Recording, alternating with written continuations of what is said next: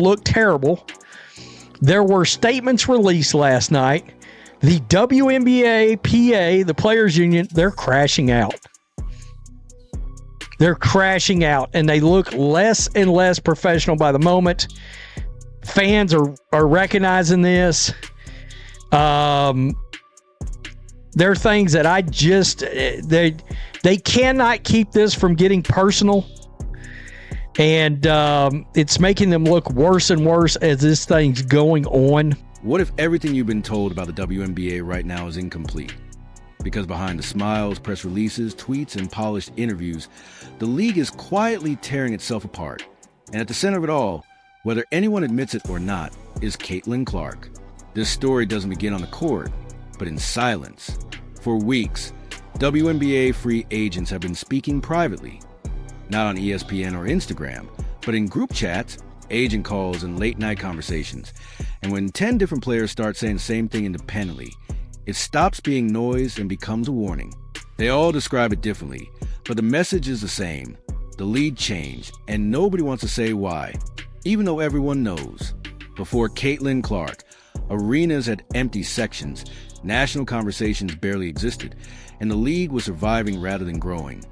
Then she arrived and ratings exploded, tickets sold out in minutes, merchandise shattered records, and sponsors suddenly paid attention. Yet instead of unity, what followed was resentment. That little core, ugly fan base that we've all experienced after the Caitlin Clark boom, they care about that kind of shit. But actual sports fans don't. Not only do they not care, they don't want to hear about it. So, let's keep going here. Players care deeply about their fans, take pride in honoring that loyalty every time they take the court. The league's tactics harm current and future players and marginalize the... And now it's exploding. The Players Union believed this was their moment. A new era with new leverage, a bigger audience, and real bargaining power. While the owners believe something else entirely, that the momentum could be controlled. The CBA deadline arrived and passed with no agreement, no compromise, and no panic from ownership. And that's when everything cracked. The union released a statement that shocked even veteran players. Emotional, defensive, angry, with some calling it desperate and others flat out embarrassing. And fans immediately noticed something strange. Caitlin Clark was barely part of the message, not highlighted, not protected, not centered. The biggest draw in the sport treated like an afterthought. And that wasn't accidental. Talking about seriousness right now? Are we talking about seriousness? You said get it together. It says take accountability, pay the players, and then have a 2026 WNBA season. Oh, man. Yo, I don't know what's going on, but this isn't it. Fam, this is the quickest I've ever seen a group of players ruin their image amongst the fans, fam. Nafisa Collier. Behind the scenes, younger players began speaking out quietly at first, accusing veterans of gatekeeping opportunities, while veterans fired back, claiming the league was exploiting new stars without investing in its foundation. In the middle of this growing civil war sat Caitlin Clark, doing the most dangerous thing possible. Nothing. No tweets, no interviews, no emotional statements, just distance, because her camp understood something the league refused to face. If Caitlin Clark spoke, she would become responsible. If she stayed silent, the league would reveal itself. Slowly, free agents began admitting truths that shocked fans when they eventually leaked. NBA videos, and a lot of people originally was like, oh yeah, the players ought to get paid, blah, blah, blah. Now you get in the comment section, it's like, no. I mean, people are like team owner at this point. I mean, they have made them, if it's amazing that WNBA players made themselves feel even more insufferable than prior. That's amazing to me. That's even possible. A lot of people, insane statement from the PA. There we go, right there. Second. The league depends on her more than she depends on the league, and that simple truth explains the panic. Owners started pushing back harder. Meetings ended abruptly and negotiations stalled, while the union's leverage slipped away by the day. Then whispers began to spread that shocked even insiders. What if she steps away? Not retiring, not quitting basketball, but simply disengaging, focusing on international opportunities, endorsements, expansion, media power, and global branding. One executive reportedly said in private, "We can't survive a future where she's not emotionally invested." That fear is real because the numbers don't lie. A massive percentage of new fans came for one name, one style, one presence. And fans aren't loyal to logos, they're loyal to people. As this chaos unfolded, another narrative tried to rise, that Paige Buchers would carry the league. But players themselves shut that down. They respect Paige, admire her, but even free agents admitted privately, Paige is elite. Caitlin is seismic. There's a difference between excellence and disruption, and Caitlin disrupted everything.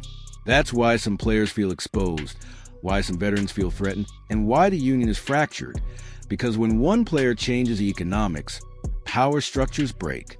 Now comes the part nobody on television wants to say out loud. Noah's Ark to survive the flood of news that's going to come in once the CBA is finished. Man, I mean, we're going to have news left and right. Y'all probably going to be tired of us YouTubers, man, when the news is getting dropped. Now, I did see something also talking about how the players are bracing for impact. They have these other gyms that they could get in and work out in because, with no CBA, they can't necessarily work out in these facilities that the WNBA owns. So, yeah, man, they are preparing for the worst, but, man, they need to get this done, man. Honestly, the last thing you guys want to do is add any more negative. The league's survival strategy quietly shifted. Rather than building around Caitlin Clark, they attempted to dilute her impact, spreading attention, controlling narratives, balancing coverage, and keeping power centralized. But fans saw through it. Attendance follows her. Viewership follows her. Conversation follows her. And when she was left out of key labor messaging, fans didn't blame her, they blamed the league. Free agents began openly worrying about their futures. Not because of Caitlin, but because without her gravity, contracts shrink, visibility fades, and opportunities dry up. One agent reportedly told a player, "If this breaks the wrong way, there won't be money to fight over." That's how serious it is. This isn't about jealousy anymore. It's about survival. Young players are frustrated because they feel unheard. Veterans are frustrated because they feel replaced. And owners are confident because they believe time is on their side. But time favors relevance. It's been real, WNBA. I'm going to go back to watching football now. I'll be back when Caitlin plays again, or I'll be back when the Indiana Fever play, because now I'm an Indiana Fever fan. There was a moment here that I think if the commissioner, if she would have been brave enough to put her foot down and be like, hey, you know what? We're leaning all the way into this. And I'm sorry if you guys are upset about it, but we're going to lean all the way in because I believe that this is going to help everyone. We're going to lean all the way in because this is a great player and she's bringing so many eyeballs to this league that we have deserved to have for many years. And now we have them. So all this other crap, cut it out. I'm going to set up this department in the WNBA. I know that a lot of you guys aren't used to having this much attention on. And relevance follows Caitlin Clark. That's why her silence is so powerful. Every day she doesn't speak, the pressure mounts. Every game she plays without engaging in politics, the contrast sharpens. Fans are asking questions the league can't answer. Why isn't the biggest star the face of negotiations? Why is the union fractured now of all times? Why does it feel like everyone is scared to say her name? Because acknowledging her power changes everything. It forces a league to admit dependence. It forces owners to negotiate honestly. It forces a union to confront reality. And right now, nobody wants that. This is why free agents are speaking up. This is why leaks keep happening. This is why the narrative feels unstable. The WNBA is at a crossroads, centered around the star who changed the game, or pretending the game changed itself while fans watch. Not casually, not quietly. They're choosing sides. And if the league chooses wrong, it won't just lose Caitlin Clark the player. It will lose Caitlin Clark the magnet. And once that is gone, there's no statement strong enough to bring it back.